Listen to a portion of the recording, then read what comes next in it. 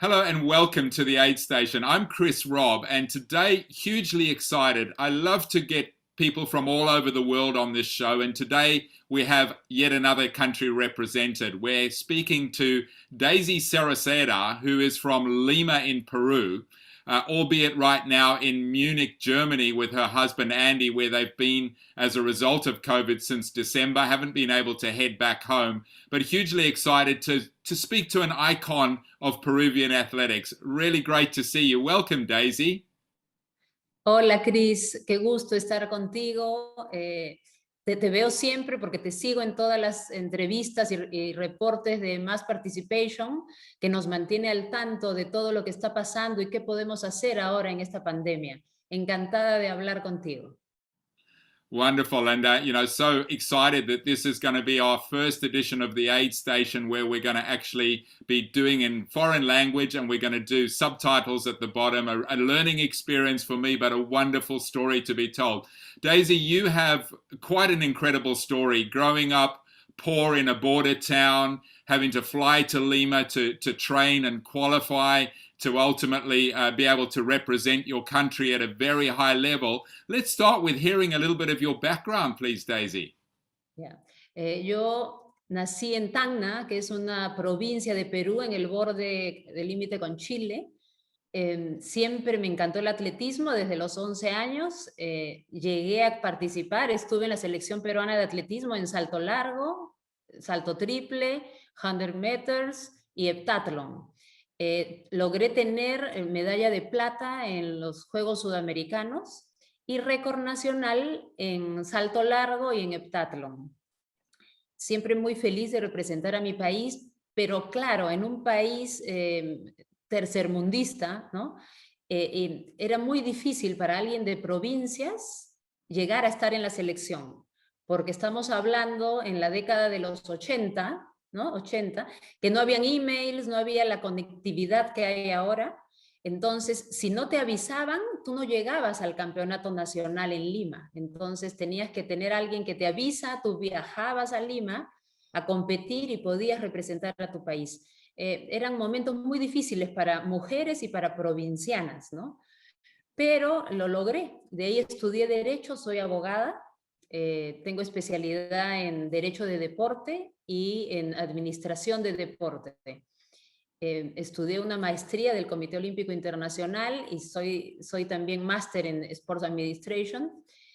Tuve la oportunidad de trabajar como abogada en el Ministerio de Deporte de Perú y fui directora nacional por varios años. Yo creo que en mi paso por la Administración de Deporte, el programa más exitoso que creé, porque por ser exatleta, fue el Programa Nacional de Maratonistas, que pasaron los años. Mira, yo estoy hace más de 10 años que no trabajo en el Ministerio de Deporte, pero el programa sigue porque es un programa muy exitoso. En el 2008 logramos clasificar a un atleta con marca, no invitado, con marca, a Beijing. En Londres 2012, equipo completo, 4 damas, 4 varones. En Río igual. Y así ha seguido este programa porque, Cris, en Perú tenemos los Andes. En los Andes vive gente a 4.000 metros de altura, 3.500 metros de altura, nacen ya con unos pulmones inmensos. Entonces el peruano de por sí tiene esa ventaja. Entonces somos, como lo dijo un querido entrenador, Luis Miguel Landa, Perú es la Kenia de Sudamérica. Yo, pensando en esa frase que dijo Luis Miguel en el 2001, creé el programa y mira, nos ha dado resultados. Los peruanos no vamos a ser buenos en básquet, no tenemos gente de 2 metros, somos tamaño mediano, pero la gente del Ande tiene mucha constancia, potencia y pulmones grandes. Entonces ese es un programa del cual me siento orgullosa de haber dejado en mi paso por el Ministerio de Deporte. Aparte, cuando era atleta, mi papá era periodista, director de un periódico, el periódico más importante de mi ciudad. Entonces yo siempre tenía la vena de escritora, por más que soy abogada y no periodista, pero formé la revista Atletismo Peruano, siendo atleta todavía muy joven. Ahora el próximo año mi revista cumple 30 años, atletismoperuano.com está ahora, y eso me mantiene en contacto con todo el track and field, con todo el mundo del atletismo y del running, ¿no? Porque ahora en Perú eso está muy, muy en boga. Y esa es mi historia. Y después, en el año 2002, conocí a mi esposo Andy en una conferencia del Comité Olímpico Internacional en Grecia, en Olimpia. Así que el deporte a mí me ha dado todo, me ha dado poder salir a viajar a Sudamérica, al mundo, me ha dado mi estudio, ¿no? El estudiar Derecho, me ha dado la posibilidad de representar al Perú en un evento y conocer a mi esposo, y entonces hasta el amor me dio el deporte. Y formamos juntos ZM Sports Management. So many wonderful achievements, and really excited to hear more as we go through about some of the challenges that you overcame to do that. But first, I'd love to, people all over the world right now are really interested to hear what's happening from a COVID perspective all over the world. You're currently, as I said at the intro, you're stuck in Munich with Andy, unable to go back to Peru. But tell us what's happening in Peru. You said before we started recording that everything's shut down there. You don't see any major events happening until 2022. Tell us a little bit about the current situation, both in Peru and where you are in Munich, please. Ya, para nosotros en marzo del año pasado, del 2020, cuando decretaron la cuarentena en Perú, que ha sido una de las más estrictas del mundo, estuvimos 3 meses sin salir de casa. Solo podía salir una persona. Cuando fue marzo, nosotros en la maratón Lima 42K teníamos 10.000 inscritos. Hasta ese momento, todavía la maratón era en mayo, pensábamos llegar a 16.000, pero se paralizó. Con esos 10.000 inscritos nosotros decíamos, ¿qué hacemos ahora? Capaz este es un virus de un mes y continúa en mayo, así que no dijimos nada. Viendo qué pasaba, en abril ya vimos que la situación no era de 2-3 meses. Entonces emitimos un comunicado diciendo de que la maratón se postergaba a septiembre. Ya la gente estuvo bien. Cuando llegó mayo, junio, ya vimos que era incontrolable. Perú era uno de los países que tenía más COVID en la primera ola. Entonces ahí se decidió postergar el maratón para el 2021. Y tuvimos que algunos devolver dinero, ¿no? Tenías que darle la posibilidad al atleta, o si seguía, pasaba su cupo al año siguiente o si se le devolvía. Entonces mantuvimos una relación buena con el atleta, pero el COVID como empresa, como ZM, nos golpeó mucho porque nosotros vivimos de los sponsors que auspician las carreras y todo estaba parado. Entonces, es hasta ahora, porque en Perú la vacunación está muy lenta, recién se ha vacunado al 5% de la población. Entonces pensamos que este es otro año que va a estar parada la industria del deporte como el nuestro en mi país. Pero ante eso teníamos que ver qué hacíamos. La empresa no puede morir, tenemos que seguir. Entonces hemos tratado de sobrevivir, de flotar, de navegar, usando redes sociales, manteniéndonos Facebook, Instagram, sacamos newsletter para toda nuestra base de datos de runners que se inscriben en nuestras carreras, que tenemos más de 80.000 en nuestra base de datos público directo runner, ¿no? Entonces, así nos estamos manteniendo, a pesar de estar ahora en Múnich, podemos trabajar online y estamos al día con todos. Es más, varios ahora que vean la entrevista no van a saber que estamos acá, porque nosotros estamos vigentes con la maravilla del internet, lo único los horarios a veces medios cruzados, pero podemos trabajar en medio de la pandemia, ¿no? En la medida de las posibilidades, ¿no? Nuestro personal también, a todos hemos tenido que ajustar para que no muera la empresa, todos tenemos que sacrificar, porque no quiero despedir a gente, pero las tengo que mantener, ¿no? Y reactivar pensando en el 2022. So lots of challenges in both parts of the world there, and as you spoke about, before we went on air, and I'm doing a little bit. You've put enough words in there for me to be able to understand. But the power of the internet, the power of social media, the opportunity for you to be running your business that's in Peru still whilst you're in Munich, the opportunities that it presents for our industry during these huge challenges. And you're a woman who's overcome so much challenge in your life, and it seems like yet again you rise to the challenge in this situation. You see the opportunities. Talk to us about some of the challenges that you've overcome in your life, and you know, some lessons that you might be able to share with other people about adversity and overcoming challenge and rising above it to be the incredibly successful and iconic woman that you've become. Sí, son muchos los retos. En Sudamérica, ser mujer te cuesta más, porque yo he sido la primera directora nacional mujer de deporte y me costó porque a veces uno dice, oye, tengo estudios, tengo 2 maestrías, soy atleta, y ves que a veces ponen en el cargo a gente que simplemente es hombre y que pasó por el deporte, ¿no? Y no tiene ni un estudio, pero cuesta, yo creo que el doble, me costó el doble poder demostrar y hacer y ser efectivo para llegar a esos cargos, ¿no? Y uno tiene que hacer propuestas, o sea, no puedes hacer una propuesta, tienes que poner 2, 3 propuestas y recién te empiezan a mirar.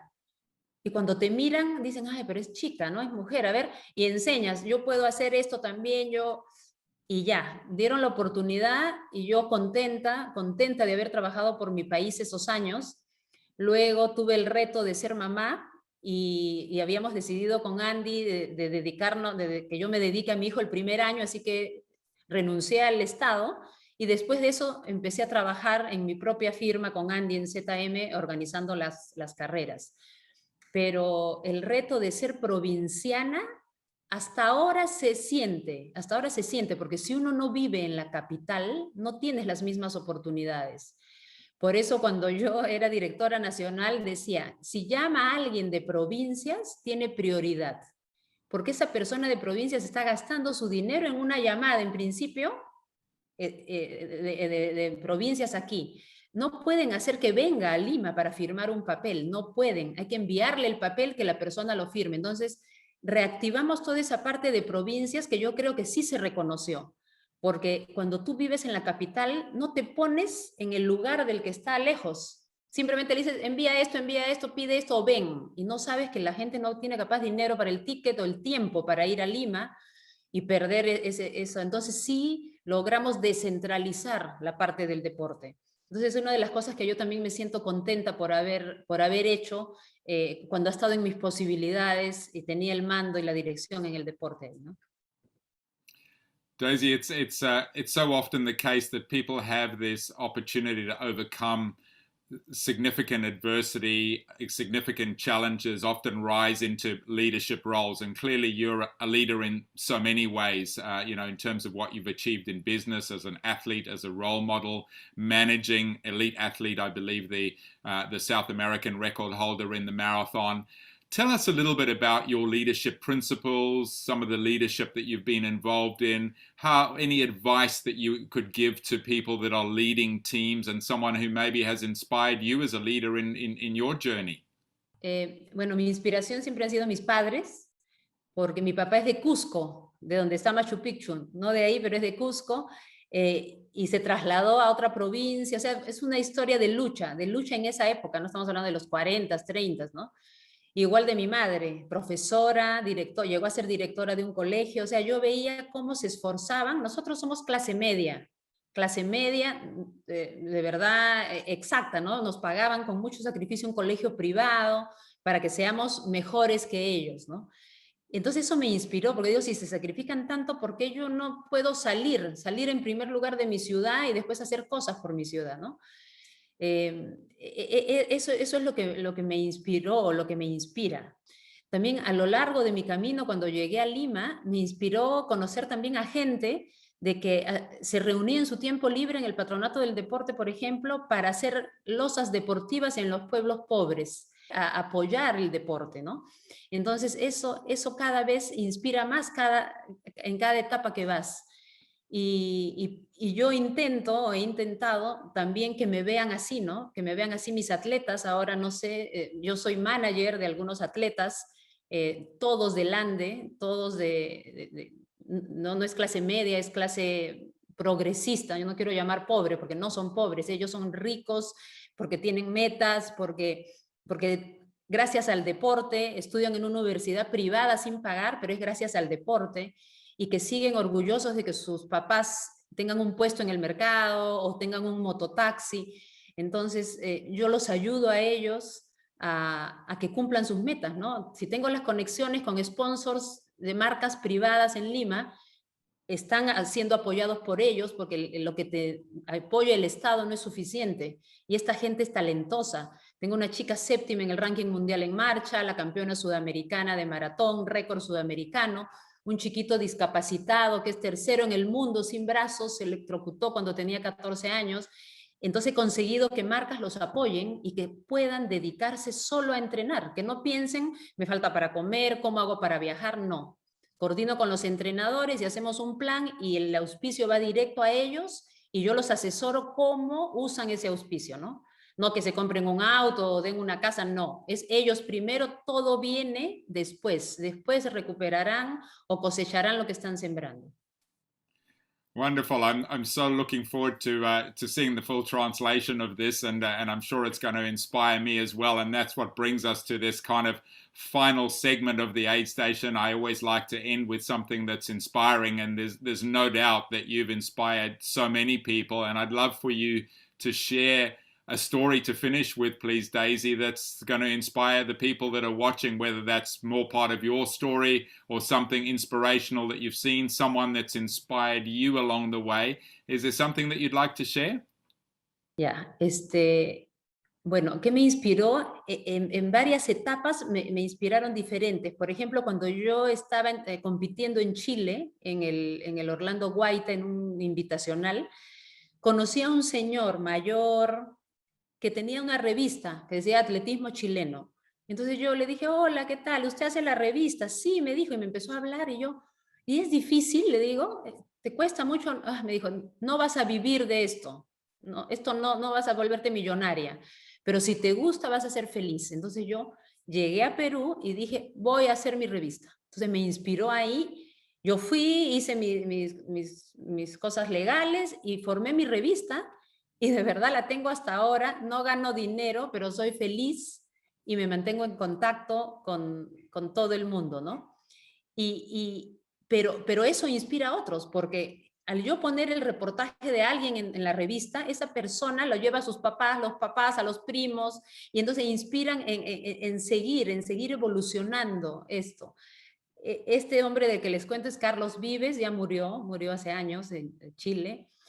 Y así como él me inspiró con esta parte de la revista, tengo otras personas, muchas, que me inspiraron a lo largo del camino, y que no quisiera no mencionar alguno, pero eso es lo que te hace querer ser como ellos, y al tú ayudar y ser una rueda, todo regresa. A veces me llaman y me dicen, ¿me puede ayudar, no sé, conseguir unas zapatillas? Y yo le digo, bueno, le consigo las zapatillas.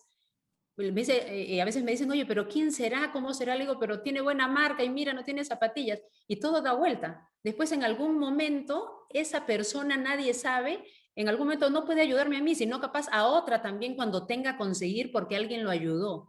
Y eso es lo que se dice, ¿no? La cadena no es de favores, pero es la cadena de apoyo, de ayuda.